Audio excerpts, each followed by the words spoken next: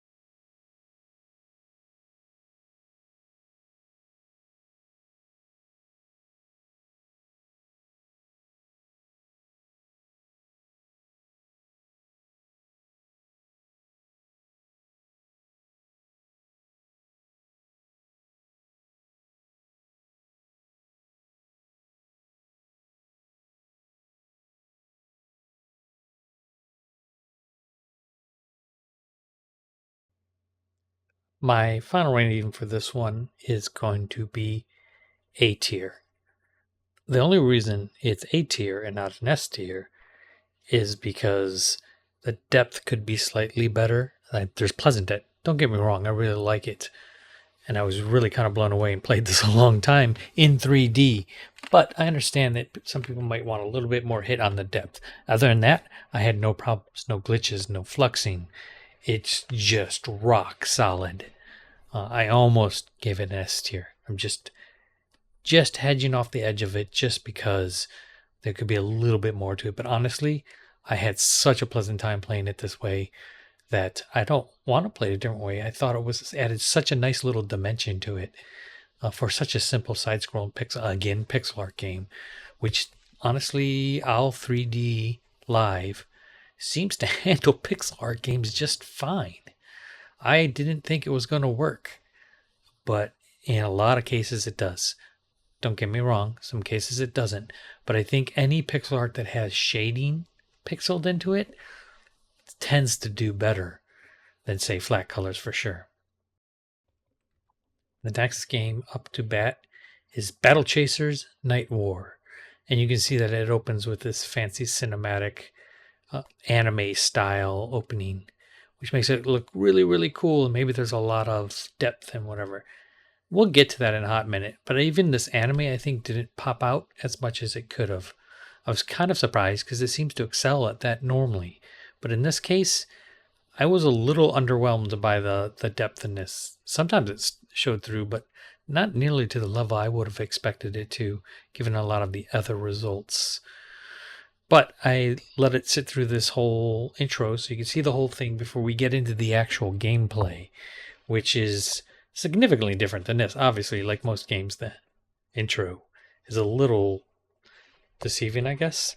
But the style is carried out throughout. So, like the character style, the World of Warcraft kind of deformed, oversized boots and fist and stuff like that. That all carries through. Okay, I'll cut to the footage where I was experimenting with it, talking and doing whatever, trying to see how it works out. And then I will pop back at the end to talk about the rating and what I thought of it.